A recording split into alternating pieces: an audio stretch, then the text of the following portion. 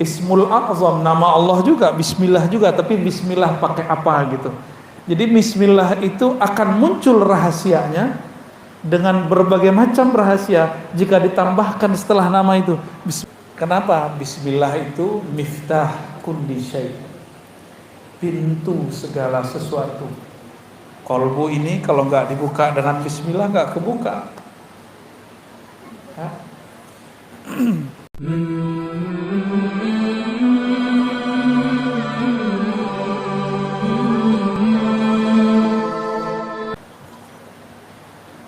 Ini tema kita apa? Khasiat basmalah, keagungan Bismillah. Saya kurang agung untuk membicarakan Bismillah yang sangat agung. Maka saya hanya memilih ada satu riwayat di Sahih Muslim dan Sunan At-Tirmizi. Di Sahih Muslim di bagian bab Az-Zuhdu war-Raqaiq ada di situ bab kecil qissatul ashabil ukhdud, kisah orang yang menggali parit. Jadi dulu sebelum Nabi Muhammad SAW ada seorang raja, penasehatnya penyihir. Jadi ternyata sudah jadi tabiat para pemimpin punya backup baik dari kalangan militer, ekonom, tapi juga punya penasehat dari kalangan ahli spiritual, tapi ahli spiritual dia seorang penyihir. Seorang penyihir, beda dengan Zulkarnain. Dia punya penasehat Nabi Allah Khidir. Beda dengan Nabi Sulaiman, dia punya penasehat, punya tim yang kemudian memindahkan istana Bilqis cukup dengan Ismul A'zam, nama Allah juga, Bismillah juga, tapi Bismillah pakai apa gitu. Jadi Bismillah itu akan muncul rahasianya dengan berbagai macam rahasia jika ditambahkan setelah nama itu Bismillah apa gitu. Untuk jaga diri Bismillahirrahmanirrahim yadurru ma'asmi syai'un fil ardi wala fis sama. Untuk meruqyah Bismillahi urqiq. Untuk makan Bismillah aja cukup. Mau tambah Allah mabarik lana boleh. Itu mau makan. Kalau Buya dulu abis akad nikah, Bismillahnya gimana Buya? Ada Bismillahnya? Ada, beda Bismillahnya. Apal nggak Bu? Bismillah ya Allahumma. Tuh, Buya nggak apal, lupa, pura-pura lupa, biar akad lagi katanya. Kalau mau nyembelih, Bismillahnya? Bismillah ya Allahu Akbar. Mau tidur Bismillahnya? Kalau mau tidur baca Bismillah tawakal tuh jiwanya melayang nanti. Kalau mau jalan Bismillahnya? Bismillah tawakkalna Allah. Ada semua Bismillah itu ada pasang-pasangannya. Kenapa? Bismillah itu miftah kulli syai', pintu segala sesuatu. Kolbu ini kalau nggak dibuka dengan Bismillah nggak kebuka. Maka dulu ada seorang raja, dia punya penyihir sakti. Tebak-tebakannya langsung jadi. Karena dulu sebelum zaman Rasulullah SAW itu pintu langit masih dibuka. Lahir baginda Nabi Muhammad SAW, pintu langit langsung ditutup. Maka dulu dukun dengan Nabi ramalannya hampir sama. Hampir sama, berarti tidak sama. Apa yang mereka prediksi terjadi. Itu dukun-dukun di zaman dulu. Zaman sekarang saya nggak percaya sama sekali sama dukun, sama sekali. Kenapa pintu udah ketutup kok? Kecuali ada wali nyamar jadi dukun. Atau orang yang disebut dukun tapi dia bukan dukun, dia ustadz. Karena orang kampung nih nggak bisa bedain mana beda dukun sama wali. Wali dia sebut dukun, dukun dia sebut wali. Sekarang banyak begitu. Lalu si dukun atau penyihir yang menjadi penasehat raja ini memanggil raja. Hebatnya dulu penasehat, boleh manggil raja. Tuan raja, kemarilah. Ada yang hendak aku sampaikan dan ini penting. Akhirnya tuan raja datang. Wahai guruku, dia anggap dia sebagai tuan raja. Tubuhku sudah menua. Ternyata si penyihir ini sudah tua. Aku khawatir ilmuku nanti tidak ada yang mewarisi. Lalu aku mati, tidak ada yang mengawalmu, tidak ada yang menasihatimu. Lalu kata si raja, carikanlah, kata si penyihir ini, pewaris untukku anak muda yang berbakat. Maka dia buatlah sayembara, cari pemuda yang berbakat. Dari sekian banyak pemuda, ada satu pemuda yang sangat unik, terpilih menjadi orang yang akan belajar mewarisi ilmu penyihir. Jadi ilmu sihir itu bisa diwariskan. Sebagaimana ilmu baca kitab bisa diwariskan, ilmu zikir bisa diwariskan. Walhasil, anak muda ini berangkatlah dari rumahnya, minta pamit kepada ibunya. Jadi berangkat pagi, pulang sore, pagi, pulang sore. Begitulah terus. Sampai di tengah jalan ternyata ada seorang kekasih Allah manggil dia. Disebut dalam kitab rahib, seorang rahib. Dulu rahib tidak menikah. Sekarang kalau Buya menikah, Buya ajengan menikah. Alhamdulillah. Dulu rahib ustadz gak menikah. Si rahib ini mengatakan, wahai pemuda, maukah kamu aku ajarkan yang lebih bagus daripada yang diajarkan penyihir? Ternyata si rahib ini dengar bahwa si pemuda ini terpilih. Ini laki-laki anak muda terpilih. Apa kata anak muda? Loh, kalau aku telat datang ke istana, nanti penyihir marah kepadaku. Kata si pemuda. Si rahib kemudian mengajarkan sedikit siasat, bukan bohong. Ini cuma siasat untuk kebaikan dia. Wahai anak muda, jika engkau telat ditanya oleh penyihir, katakan, habasani ahli, keluargaku, ibundaku, ayahku menyuruhku sesuatu tugas. Terus, sehingga aku telat datang kepadamu. Si pemuda ngomong lagi, kalau nanti aku pulang, jadi beliau buat MOU, sebelum kamu ketemu penyihir belajar sejenak, sebelum pulang belajar sejenak. Nanti ketika aku mau pulang, aku telat, nanti ibuku nanya gimana? Apa kata si rahib? Katakan kepada ayah bundamu bahwa aku banyak tugas dari penyihir. Nggak salah juga tuh, banyak tugas. Akhirnya itu terjadilah, berlalu beberapa hari. Penyihir mengajarkan satu ilmu pakai nama Allah juga, tapi nama Allah yang disimpan oleh iblis. Iblis itu tidak sakti kalau nggak nyebut nama Allah, maka dia sebut nama Allah juga, tapi tambah-tambahan yang aneh. Sedangkan si rahib juga mengajarkan nama Allah, tapi di hadis dirahasiakan nama Allahnya.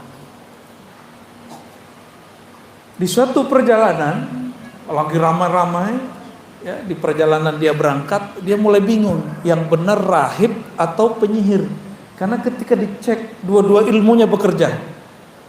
Dicobain, wah, kok semuanya berefek, berarti orang ini, anak ini sangat berbakat. Ketika mereka berkumpul, orang-orang di kampung berkumpul, di kota berkumpul, tiba-tiba ada satu binatang masuk ke kampung. Dia lagi bergumam, mikirin, guruku penyihir, guruku rahib, ikut siapa? Sampai pusing kepala dia. Ketika semua orang berkumpul dan menjerit, ada yang masuk ternyata al-asad. Di dalam bahasa Arab al-asad artinya singa. Singa itu berbahaya, buas. Semuanya berteriak kecuali dia baru kaget. Melihat ada singa, dia kemudian maju. Jadi pahlawan. Ternyata dia maju bukan jadi pahlawan. Dia ambil batu, dia lagi ngecek ilmu siapa yang lebih manjur. Apa kata dia?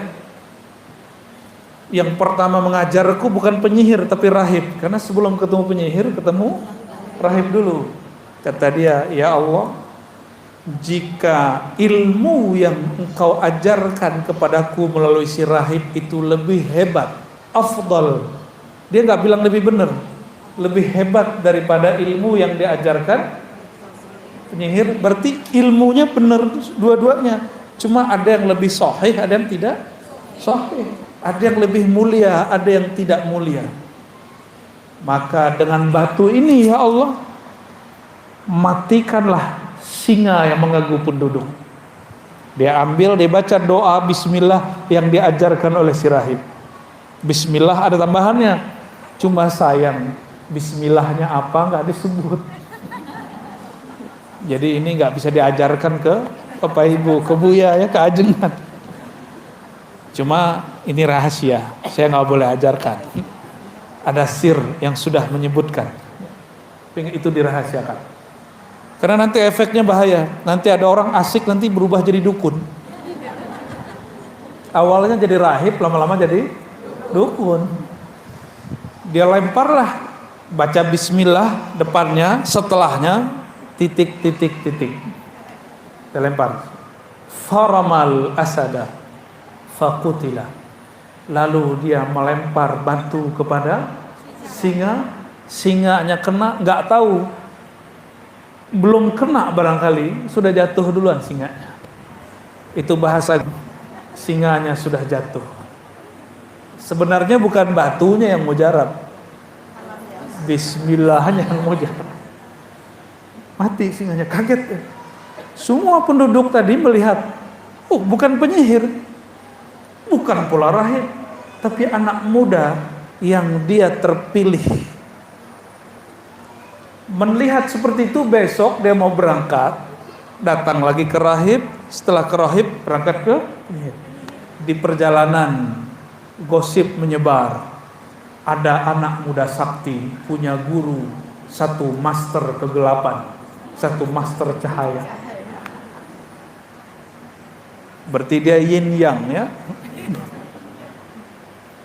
Anak muda ini didatangilah oleh orang-orang. Ada yang bawa anaknya penyakit kulit, ada yang buta, ada yang lumpuh, dibawa semua. Dia cuma usap bismillah, bismillah. Ada yang bismillah diludahi. Ada yang nggak sempat pergi dulu, saya mau jalan. Pegang doang sembuh. Ramailah pasien si anak muda, tapi dia tidak minta tarif. Cuma orang mengatakan, kamu sembuhkan anak saya kasih hadiah. Kayalah dia. Kabar ini sampai kepada raja. Raja senang awalnya. Sepertinya murid penyihir sudah sukses melewati gurunya sang penyihir. Kayak cerita Harry Potter ya. Beda. Ini ceritanya di Najran. Cerita ini pernah terjadi di Najran, ya, masih di daerah Jazirah Arab. Dipanggillah oleh raja, dikirlah oleh raja, si pemuda ini mengamalkan zikir yang diajarkan, bacaan mantra yang diajarkan oleh penyihir. Ternyata tidak. Saya pernah belajar, saya kira orang itu ahli zikir, ternyata penyihir. Yang diajarkan zikir aja kan. Tapi semenjak saat itu, detik itu saya mengamalkan, tahu-tahu kuntilanak mendekat. Ternyata orang ini punya piaraan kuntilanak. Dia kalau ada hajatan, dia panggil kuntilanak. Sengaja bikin rusuh. Nanti supaya orang takzim ke dia usir kuntilanak. Ya anak buahnya. Semenjak saat itu, saya jadi penakut. Padahal dulu tinggal dekat kuburan. Tidur pun di belakang rumah saya kuburan. Gak ada takut. Tapi selama 2 minggu, itu seakan-akan jin bertengger di pohon, kayak ada di atas, semuanya. Ternyata orang-orang belajar ilmu kebatinan, kepada ahli-ahli spiritual yang tidak mengajarkan tauhid dengan benar, jadi penakut. Jadi dukun itu orang paling penakut. Penakutnya bukan main. Tapi anak muda ini nggak penakut. Diadili oleh raja, diuji ini dan itu, beres semua. Akhirnya ditanya, ilmu siapa yang kamu amalkan? Dia bilang, bukan ilmu penyihir. Saya belajar ini dari seseorang, tapi dulu punya MOU dengan si rahib. Kamu jangan kasih tahu siapa aku. Tapi karena dia dipaksa, maka dia kasih tahu. Aku diajarkan oleh seorang rahib. Ternyata si rahib ini sudah tua juga. Dulu kawan daripada penyihir. Penyihirnya, karirnya, Masya Allah, tapi dia punya kegelapan di dalam jiwanya. Sedangkan si rahib, dia tidak mencari popularitas, tapi doanya mustajab.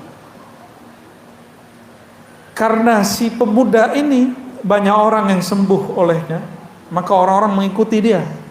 Orang lebih takzim kepadanya daripada raja. Ketika dia mengatakan yang mengajarku seseorang tapi bukan penyihir, dicari tahu, ketemulah si rahib. Si rahib diadili lalu digergaji. Tahu dari gergaji? Pernah kena suntik? Ada yang ahli suntiknya, anaknya Bu Hajah bisa nyuntik dia, aulia. Disuntik aja sakit ya, kegores sedikit sakit. Ini digergaji. Ternyata sebelum anak muda ini diadili, dia sudah dipanggil oleh sang rahib.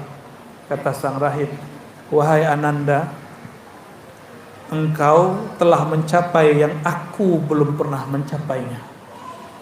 Engkau diberikan kehebatan yang mana aku belum pernah mempraktekkannya. Ternyata si rahib ini gak pernah praktek ngobatin orang, gak pernah. Gak pernah ngambil batu terus ngelempar singa, mati singanya. Dia cuma mengamalkan itu untuk dirinya dan dirinya tenang. Hanya untuk itu. Lalu kata sang rahib, barangkali ini akhir pertemuan kita. Benar. Setelah itu dia digergaji, dibuang. Si pemuda ini karena sakti, rajanya takut. Panggil jenderal-jenderal semua. Buang si pemuda sakti ini ke bawah jurang. Dibawa ke tebing, tebingnya paling curam, dilempar. Dilemparnya sore, besok pagi udah duduk di samping raja. Raja stres ngeliat dia. Salah siapa ya? Akhirnya dipanggil lagi angkatan laut. Jenderal angkatan laut sini. Ini anak muda, kamu kerjain. Bawa nanti di borgol sampai di tengah laut, lepaskan dia. Dengan borgol-borgolnya jangan dilepasin. Diceburin masuk ke laut, nggak dibantu. Sang Laksamana pulang. Tapi Laksamana sampai di istana, di pintu istana ada dia lagi, stres juga jenderalnya. Dibawa lagi ke raja. Anehnya, ini pemuda nggak lari. Ini hebatnya ini ya pemuda, nggak lari. Dia punya target. Dia ingin mengalahkan Tuhannya sang raja. Ingin kemudian mempermalukan raja dengan semua kejahilannya, supaya umat kemudian tahu siapa dia. Walhasil dia diadili lagi. Raja kemudian berkalam banyak. Terus dia bilang, si pemuda, wahai Tuan Raja, gak usah repot-repot bunuh saya. Saya tidak akan mati. Inilah asal muasal ilmu debus. Ini asal muasal ilmu. Berarti debus itu bukan ajaran sihir.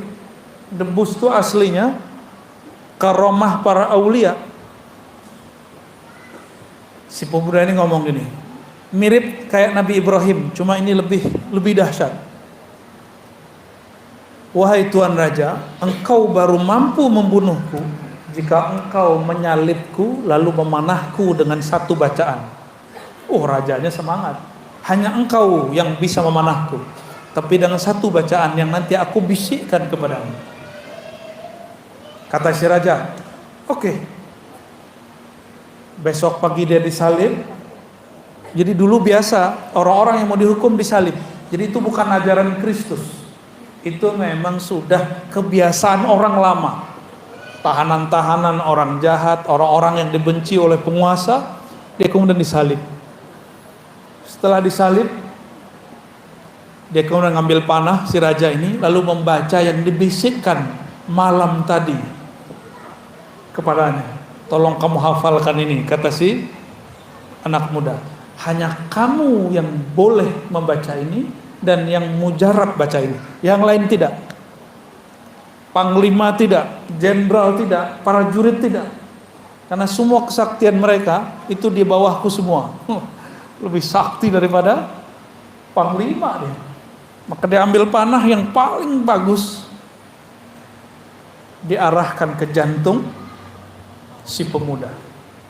Dia bacalah. Si pemuda mensyaratkan kamu membacanya dengan keras sehingga terdengar oleh semua yang hadir. Dia bacalah, Bismillahi Rabbi hazal ghulam. Ada yang tahu artinya? Selain Buya dan Ajengan. Bismillahi, dengan nama Rabbi haza ghulam, pemuda. Dengan nama Allah, Tuhan yang disembah oleh anak muda ini. Melesat kena tubuhnya berisikan nama Allah. Tidak akan tembus kecuali panahnya diisi dengan kalimatullah. Tembus, benar-benar tembus. Dan dia mati. Disitulah kemudian datang Perdana Menterinya. Wahai Tuan Raja, engkau telah dikalahkan 3 kali lipat. Maksudnya apa? Pertama, engkau dikalahkan dengan kalahnya penyihir, kalahnya si singa. Yang kedua, engkau kalah karena banyak orang sembuh oleh si pemuda. Yang ketiga, engkau kalah, engkau telah membaca nama yang disembah oleh. Itu semua yang hadir langsung bertobat kepada Allah, bersyahadat dan mengatakan, kami bersaksi menyembah Tuhan yang disembah oleh pemuda ini. Itulah semuanya bergetar di tempat itu. Apa sikap raja?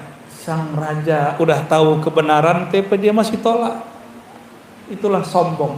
Sombong itu ciri-cirinya tahu kebenaran dia tolak. Gengsi. Sudah lama dia jadi Tuhan. Apa dia katakan? Semua Algojo disuruh gali parit. Siapa saja yang tidak mau kembali menyembahku, maka akan dikubur hidup-hidup. Itulah yang diceritakan dalam surat Al-Ukhdud itu. Qutila ashabul ukhdud, ya, tentang parit. Itu kejadiannya. Dan di masa Sayyidina Umar dapat kabar dari gubernurnya di daerah Najran bahwa di situ ada kuburan. Si pemuda tadi dikubur biasa, sedangkan si raja nggak tahu, ya, matinya nggak jelas. Tangan si pemuda ini nggak pernah hancur. Betul, jantungnya tertusuk, tapi badannya tidak pernah hancur. Bumi sayang kepadanya. Tangannya ketika digali keluar masih utuh dan berdarah segar. Diusut-usut ketemulah siapa nama orangnya, ya. Maka Bapak Ibu yang mengasihi Allah, jika begitu orang dulu yakinnya baca bismillah, lalu kenapa kalau kita baca bismillah enggak ada efeknya? Karena membacanya baru di lisan, belum di kolbu. Sedangkan si pemuda ini ujiannya berat.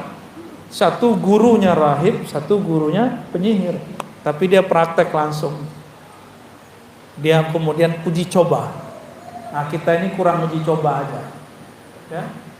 Ilmu sudah banyak, tapi kurang praktek. Zikir yang diajarkan nama ajengan kan sudah cukup. Bismillah, diulang-ulang aja bismillahnya udah hebat. La ilaha illallah. Kita meninggal bawa apa? La ilaha illallah. Maka mahir-mahirkan baca la ilaha illallah. Banyak-banyak baca la ilaha illallah. Sehingga nafas naik turun baca la ilaha illallah. Itu sudah dahsyat. Kolbu orang ini lebih kuat daripada gunung-gunung. Gunung diturunkan satu nama hancur. Bumi dikasih nama Allah bergetar, gempa. Kalau kolbu orang beriman disebut nama Allah cuma bergetar sesaat, habis itu dia tenang. Summa talinu juluduhum wa qulubuhum ila dzikrillah. Ya, dalam surat Az-Zumar. Lalu kolbu mereka tenang setelah bergetar kepada mengingat Allah Subhanahu wa taala. Biasanya ibu-ibu doang ya, bapak-bapaknya nggak ada ya. Iya. Nah, maka bapak ibu ini sama-sama kita amalkan zikir bismillah. Nah, zikir bismillah ini menjadi khas Ratibul Attas. Ya, di majelis Syifaul Qulub sepertinya sudah mulai mengamalkan ya, Ratibul Attas. Salah satu yang diulang-ulang oleh Al-Habib Al-Attas adalah Bismillahirrahmanirrahim, Bismillahirrahmanirrahim, Bismillahirrahmanirrahim.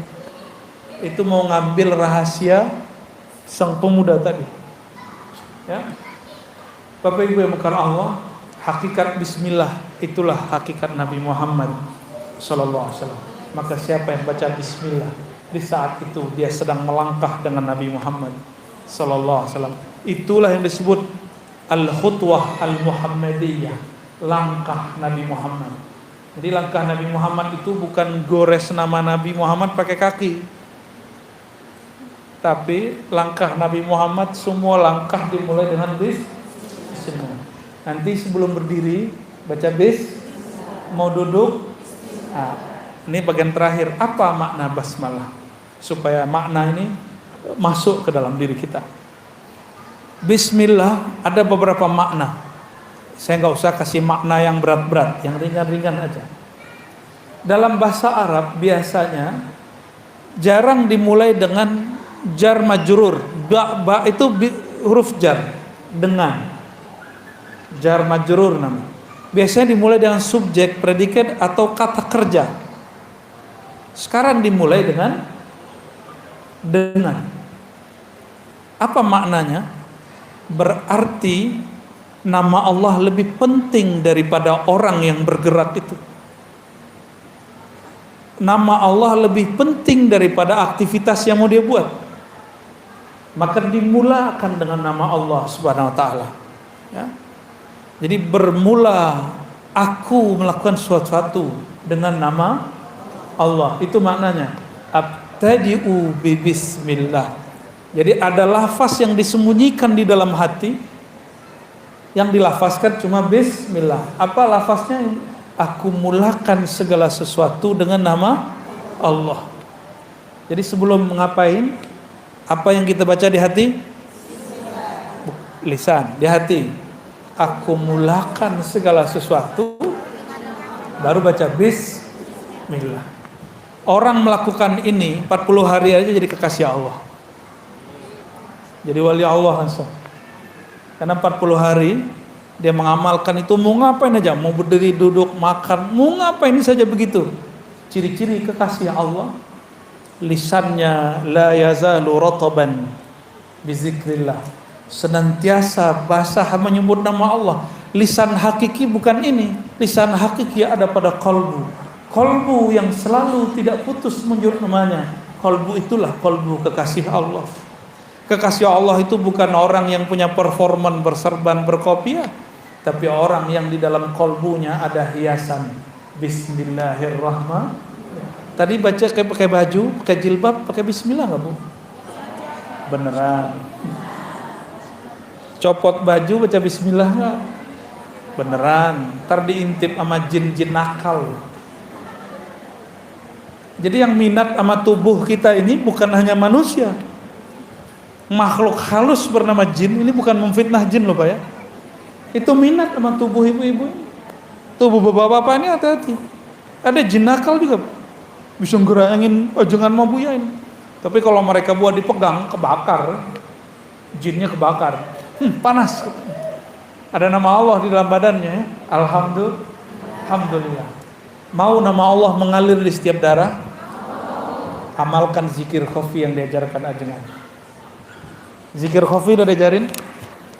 Zikir khafi setelah baca la ilaha illallah, diam, lidah dikunci, jantung kolbu ikatkan dengan namanya. Sebut nama Allah. Allah. Begitu. Allah. Allah. Maka setiap darah itu memompahkan darahnya, jantung memompahkan darah ke seluruh tubuh. Di darah itu ada namanya. Kalau nanti malaikat maut mau cabut, dia lihat ada nama Allah. Wah, ada engkau ya Allah, namamu. Maka dia lapor, ya Rabb, di dalam tubuh si fulan ada namamu, sedangkan engkau tidak pernah jauh dari hamba yang ada namamu. Apa kata Allah? Lembutkan ketika engkau mencabut nyawanya. Nggak bisa juga. Maka ada satu jalan lagi.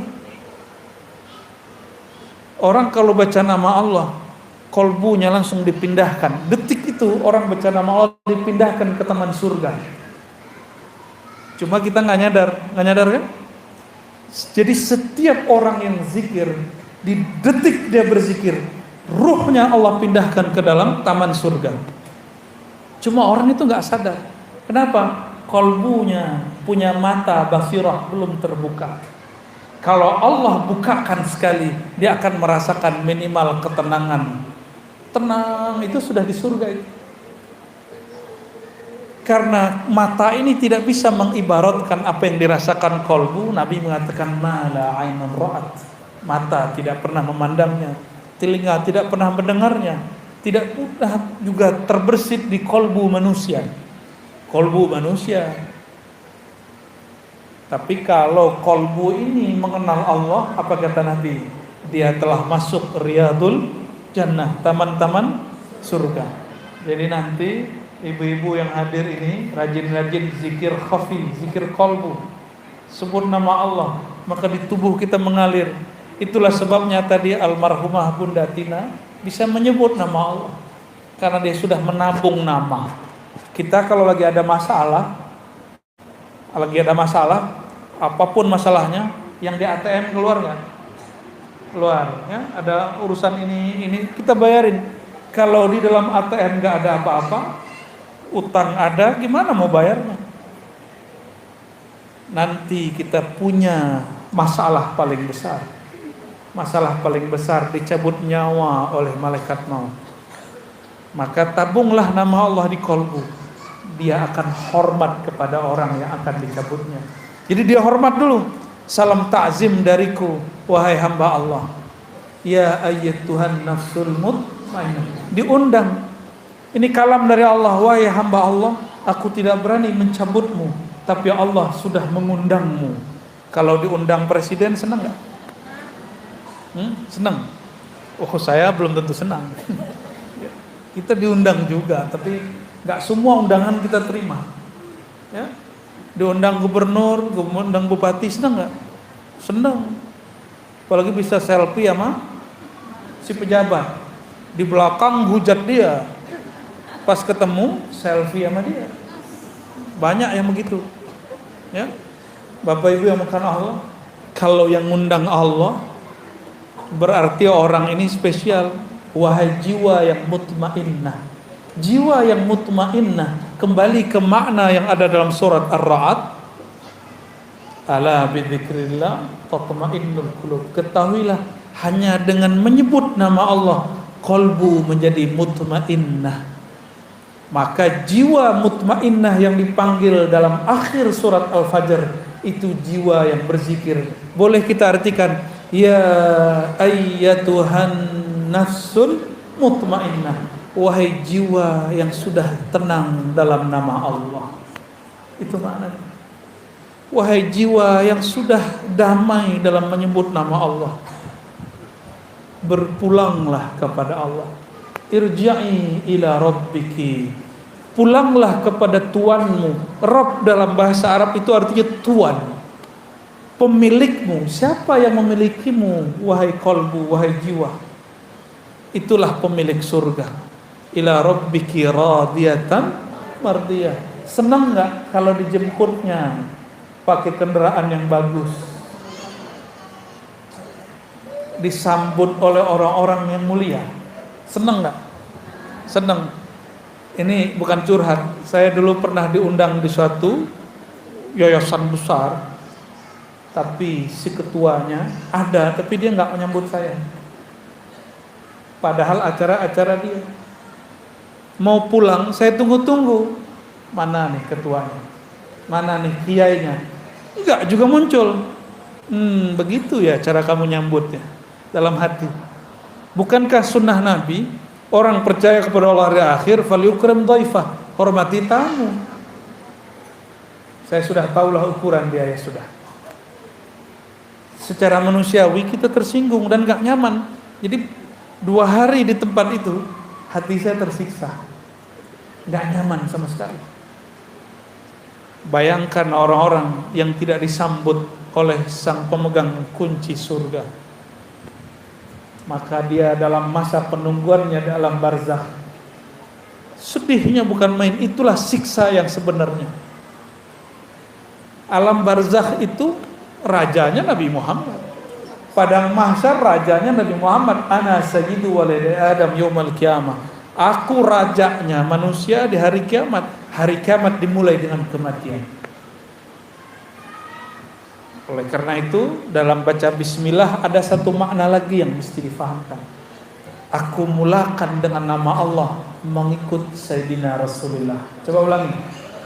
Aku mulakan dengan nama Allah, mengikuti Sayyidina Rasulullah sallallahu alaihi wasallam. Maka saya dapat ijazah dari guru-guru saya, mulailah jalan dengan baca nama Allah, lalu baca salam salawat kepada Rasulullah. Jalan maka engkau sudah bersamanya. Kalau wafat syahid di jalannya. Jika engkau meninggal, engkau disambut oleh ruhnya, ruh baginda Nabi Muhammad sallallahu alaihi wasallam. Jika masuk kubur, mungkar nakir gimana mau nanya? Kan mungkar nakir pertanyaannya apa? Siapa Tuhanmu? Dia sudah bersama Allah. Mungkar nakir bertanya yang kedua, apa pertanyaannya? Ini wajah siapa? Lah yang punya wajah bersama dia. Disebut-sebut terus namanya lewat kolbunya. Maka mungkar nakir itu pertanyaan imigrasi akhirat. Tidak akan ditanyakan kecuali formalitas kepada orang yang sibuk menyebut nama Allah dan cinta kepada baginda Rasulullah sallallahu alaihi wasallam. Semoga kita yang hadir semua ini, Bapak Ibu semuanya, orang-orang yang hatinya larut dalam nama Allah, kolbunya penuh cinta Rasulullah.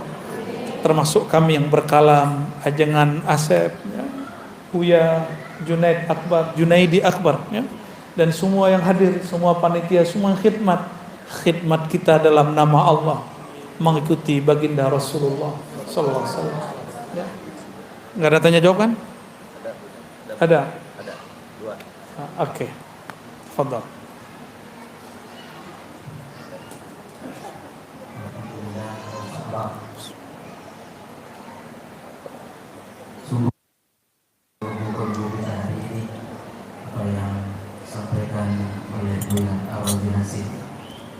Mudah-mudahan beliau sampaikan dari hati sampai ke lubuk hati. Amin ya Rabb. Amin ya Rabb.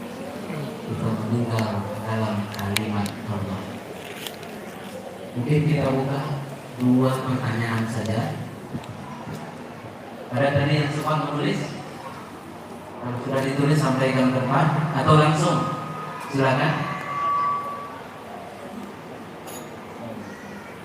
Oh iya, dari depan dulu. Ya, anak muda kita nih. Bismillahirrahmanirrahim. Assalamualaikum warahmatullahi wabarakatuh. Mohon izin kepada Tuan Guru Buya Fauzi Hasib dan juga Ustaz Junaidi Akbar dan juga Ustaz saya Ustaz Asif Rohani. Mohon izin menyampaikan Ustaz dan izin bertanya mengenai hal kita kalau bertawajuh, Buya, apakah bertawajuh lidah kita, kalau saya pribadi punya, itu lidah saya belum bisa untuk dilengitkan ke langit-langit, karena ketika saya tempelkan lidah saya ke langit itu belum bisa zikir dengan kopi itu, Ustaz. Apakah itu diperbolehkan? Mohon izin Baik. untuk mengenai tawajuh, Ustaz. Karena saya juga mohon doanya, insya Allah saya berkhidmat di majelis zikir juga, Ustaz. Saya selaku pemuda, umur saya masih 22 tahun, Ustaz. Mohon doanya untuk selalu hati saya dapat beristiqomah untuk berzikir kepada Allah Subhanahu wa taala. Sekian wabillahi taufiq wal hidayah. Wassalamualaikum warahmatullahi wabarakatuh. Assalamualaikum. Memejamkan mata, mengunci lidah. Mengunci lidah itu tidak mesti dilipat. Yang penting lidahnya tidak sibuk dengan yang lain. Namun bagi orang yang kolbunya belum hidup, oleh para imam kita dianjurkan membacanya dengan lidah. Allah, Allah, Allah. Itu boleh. Cobain, Bu. Ya, pejam matanya, pegang dadanya. Ikuti. Ya Allah, Ya Allah. Sama-sama. Ya Allah. Iyanya hilang. Allah, Allah. Lidahnya tidak digerakkan lagi, mulut dikunci, mata tetap dipejam. Sebut nama Allah dengan kalbu. Allah,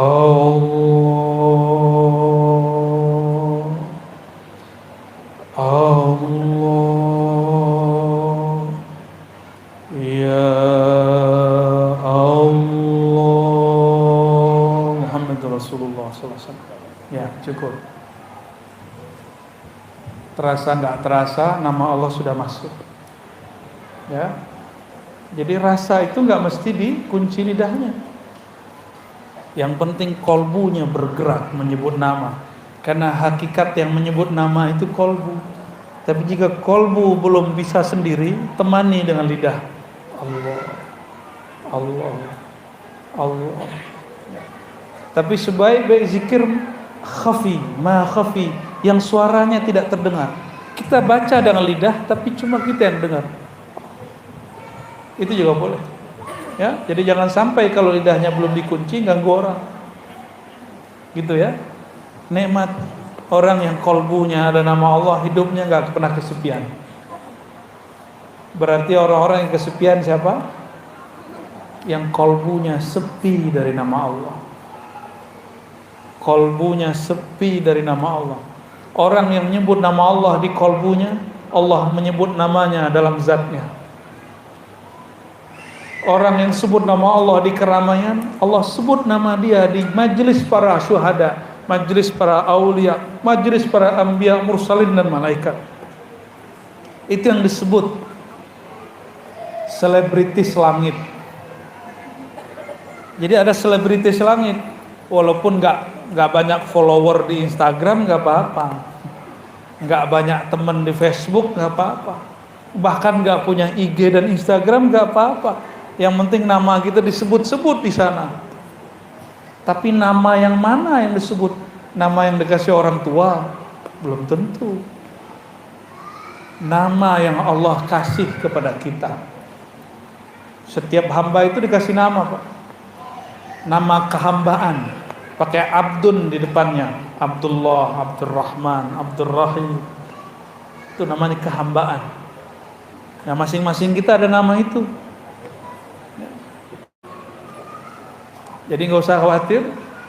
Waktu tawajuh langsung. Ya, lanjut. Siapa lagi yang mau tanya? Ya. Assalamualaikum. Kami ini penggemar Ustaz. Setiap hari di rumah dengar suara Ustaz. Jadi sering Ustaz bilang ada ijazah seperti Lodi itu bilang di rumah apa semua itu. Ustaz, mobil bukan kok betul di rumah kita amalkan itu bisa. Dan kita berzikir itu Ustaz perlu bisa masuk benar-benar masuk ke hati. Memang kalau lagi sama-sama nih rasanya kita banyak hal lain. Kita banyak hal lain jadi kadang-kadang karena banyak dosa kali ya. Jadi mohon penjelasan. Jazakallahu khair. Assalamualaikum warahmatullahi wabarakatuh. Nonton kenapa bisa konsentrasi? Karena ada yang dilihat. Pernah nonton tapi subtitlenya nggak ada, bahasanya bukan bahasa Indonesia, bisa fokus nggak nontonnya? Nah, paham maksud saya? Kalau ingin menonton kolbu, pahami yang dibaca, kenali yang punya nama. Kalau sudah kenal yang punya nama ini pemilik alam semesta. Kalau sudah kenal dengan nama Allah, nama Muhammadur Rasulullah, nama Sayyidina Muhammad Rasulullah itu nama yang paling dicinta di alam semesta. Ini pohon-pohon, itu setiap hari dia baca Assalamualaikum ya Rasulullah. Kalau enggak mati dia. Kalau dia enggak sebut nama Allah sama Rasulullah, mati itu pohon. Maka sahabat Nabi, ketika mereka menemani Rasulullah SAW jalan, mereka dengar. Jadi sahabat Nabi dengar apa sapaan pohon-pohon, sapaan batu-batu. Itu batu dan pohonnya apa nama Rasulullah. Gimana kira-kira tuh? Kalau ajengan datang ke masjid subuh-subuh, pohonnya apa? Assalamualaikum ajengan. Pulang. Tapi beliau langsung zikir, la ilaha illallah, gitu, keluar zikirnya. Ya. Nabi Muhammad SAW setiap keluar begitu. Wali-wali Allah juga begitu. Kalau jalan kemana disapa, hewan-hewannya apa dia, pohon-pohonnya apa dia, malaikat pun sapa dia. Kata Nabi SAW, siapa yang istiqomah berzikir menyebut namaku, maka safahatkumul malaikah, malaikat akan menyalaminya. Di mana dia salami? Bukan hanya lagi zikir, lagi di mana? Di tempat tidur kita lagi lalai, wa fit turuq, dan di jalan-jalan. Jika kita disapa malaikat lagi tidur, lagi di pasar, lagi di jalan, berarti kalau lagi zikir bukan lagi disapa, dibersamai. Kok bisa pikiran kemana-mana? Wajar. Emang kalau ibu masih hidup di dunia pikiran macam-macam. Nikmati aja. Nah, kapan kita tahu pikiran kita banyak? Kalau sudah mulai zikir kolbu.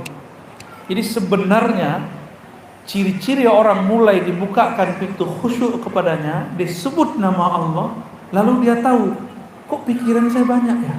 Itu awal khusyuk. Jangan berhenti, terusin. Zikir, pikiran kemana-mana lagi. Biasanya nggak sadar, sekarang sadar. Itulah yang disebut babul khusyuk, pintu khusyuk. Itu baru pintu, belum. Ya, di pintu kita ketuk terus, pintu kolbu. Kolbu itu punya pintu, pintunya langsung menuju Allah Subhanahu Wa Taala. Terserah nanti Allah mau undang kapan. Ya, kapan Allah akan mengundang kita masuk? Kalau hilang kedirian, keegoan. Maka dalam hikam Nota'illah itu dikatakan, man talaba minallahi 'iwadan tuliba bisidqi fil amali. Lebih kurang begitu. Siapa yang minta pahala, minta sakti, minta tenang, minta khusyuk, maka Allah tuntut dia dengan sungguh-sungguh. Maka jangan minta macam-macam, zikir-zikir aja. Nikmat gak nikmat zikir, khusyuk gak khusyuk zikir. Berarti kita berzikir tanpa syarat. Bisakah mencintai Allah tanpa syarat? Beneran? Bisakah menyebut nama Allah tanpa iming-iming pahala? Sanggupkah nyebut nama Allah tanpa kemudian berharap dikasih ketenangan? Cuma karena dia mengatakan ya ayyuhallazina amanu zkurullah, wahai orang beriman sebut namaku. Ya Allah, katakan ya Allah, engkau memerintahkan kami menyebut namamu. Terserah engkau, tenang tidak tenang, rezeki berkah tidak berkah, yang penting kolbu kami ada namamu. Ini baru cinta tak bersyarat. Nyebut nama Allahnya enggak bersyarat. Zikir minta dapat jodoh, itu berarti bersyarat. Zikir minta rezeki mudah. Saya mau tanya, kita nggak zikir, rezeki sudah dijamin belum? Terus ngapain minta rezeki? Yang diminta itu syukur. Maka Nabi mengajarkan a'inni ala dzikrika wa syukrika. Bantu aku menyebut namamu dan syukur. Kalau syukur pasti ada rezeki. Berarti rezeki sudah dijamin, tapi syukurmu belum tentu ada. Maka saya mohon maaf, saya nggak pernah minta rezeki, Pak. Serius, saya nggak pernah minta fulus rupiah, dolar, ringgit, nggak pernah. Yang saya minta, ya Allah, bantu hambamu ini yang lalai ini mensyukurimu. Kalau syukur berarti nikmat ada di tangan nggak? Pasti di tangan. Nggak mungkin Allah bantu kita bersyukur, nikmat dia nggak ada di tangan. Paham? Ya. Jangan minta duit, jangan minta yang aneh-aneh, minta saja syukur, minta mampu zikir, minta husnul khatimah. Gak usah minta umur panjang, mohon maaf. Ini kalau para kiai ngajarkan umur panjang, nanti panjangkan 1000 tahun, giginya ompong semua, jangankan gitu, umur 80 sudah mulai turun kok. Umur 60 udah mulai turun kok ya. Kena gravitasi bumi, ya, giginya sudah berpulang kepada Allah, gigi udah duluan pulang. Umur 60 sudah pulang terus masih minta umur panjang, nekat namanya. Jangan minta umur panjang, minta husnul khotimah. Mau umur pendek atau panjang, kalau husnul khotimah dihitungnya panjang. Orang itu nanti akan dikenang hidupnya. Itu yang disebut husnul khotimah, panjang umurnya. Ya, dimohon maaf, doa minta umur panjang tolong dihentikan. Kalau mau minta umur panjang seperti di hadis Tirmizi, khairukum man tala umruhu wa hasuna amaluh. Sebaik-baik kamu orang yang panjang umurnya, baik amalnya. Banyak yang panjang umurnya tapi nyusahin orang. Panjang umurnya tapi dia sudah lupa sama dirinya. Untuk apa hidup begitu? Di Banjar Ibu, ada orang umur 200 tahun, 300 tahun ada. Cuma orangnya dirahasiakan Allah. Ada yang lebih barangkali. Kita ketemu murid-murid beliau. Ada. Loh, mana mungkin Ustadz ada orang umur di atas begitu? Saya tanya balik, Allah sanggup gak memanjangkan umur iblis? Iblis loh ya. Iblis sudah berapa umurnya? Di surga iblis zikir 18.000 tahun. Saya gak tahu waktu di dunia. 18.000 tahun di surga. Gimana? Umurnya panjang? Allah sanggup memanjangkan umur iblis? Masa Allah nggak sanggup memanjangkan umur Nabi Khidir? Masa Allah nggak sanggup memanjangkan umur wali Allah? Wali Allah itu nggak dimatiin kalau dia nggak minta mati. Imam Bukhari minta mati kalau Allah jemput. Sudah sekian kali orang mau bunuh dia nggak mati-mati. Selamat aja terus. Tiba-tiba beliau sudah capek. Pergi, lari dari orang-orang zalim. Apa kata beliau sampai disamarkan, ya Rabb, malam ini jemputlah aku. Dia usap tangannya, langsung dia rebah. Dikuburkan juga malam itu. Kuburnya digali di dalam bawah tanah. Alhamdulillah kami dapat izin ke sana. Wali Allah begitu. Suka-suka dia mau meninggal kapan. Dan wali Allah itu disebut wali karena ada tugasnya. Kalau tugasnya belum selesai, dia belum berpulang. Sama Bapak Ibu ini, kalau tugasnya belum selesai, sebenarnya punya tugas. Karena semua kita ini sebenarnya bakat kewaliannya ada. Maka disebut wali am, wali umum. Tapi kalau dia kenal Allah, tahu tugasnya, dia wali khas. Ya, dalam teks-teks yang saya temukan di ulama-ulama Kalimantan, siapa yang kenal ma'rifatullah, dialah kekasih Allah. Siapa yang memahami kalimatullah, ma'rifatullah, lalu mampu mengajarkan kepada makhluk-makhluk Allah, dialah para khawas. Siapa yang mampu mengenal nama Allah, rahasia-rahasianya, sifat-sifatnya, lalu dia simpan mana yang pantas disimpan, dia ajarkan mana yang perlu diajarkan, dia khawasul khawas. Jadi tugas kita cuma itu. Ya. Ada wali kekasih Allah cuma dititipkan satu nama di kolbunya, cukup. Gak usah banyak-banyak. Ya. Sudah jam 11. Hah? Kita sampai jam berapa? Sudah. Wah, sudah selesai kata Bunda Hajah. Bapak Ibu yang bukan Allah, ya, kita tutup dengan doa ya. Mari. Semua yang saya ijazahkan di kajian-kajian yang Bapak Ibu dengar, selama sumbernya tidak potong-potongan yang tidak bertanggung jawab, silakan diamalkan. Kecuali talqin. Talqin mesti ke ahlinya, tidak bisa talqin min tariq online. Mesti langsung kepada ahlinya. Maka ambil ke beliau yang sudah dapat izin dari guru-gurunya, tidak masalah ambil talqin dari siapa saja. Tapi kalau baiat tariqat cukup satu syekh. Kecuali sudah jadi mursyid. Mursyid boleh banyak kapalnya. Ya, orang kaya punya banyak rumah. Orang yang berniaga pun punya banyak kendaraan. Begitu juga kekasih-kekasih Allah, aset rohaninya banyak, jalan menuju Allahnya setiap nafas naik dan turun. Mari kita tutup dengan doa. Innallaha wa malaikatahu yusholluna 'alan nabi. Ya ayyuhalladzina amanu sallu صلوا عليه وسلموا تسليما لبيك اللهم صل وسلم وبارك عليه صلاة جبريل صلى الله على محمد صلى الله عليه وسلم صلى الله على محمد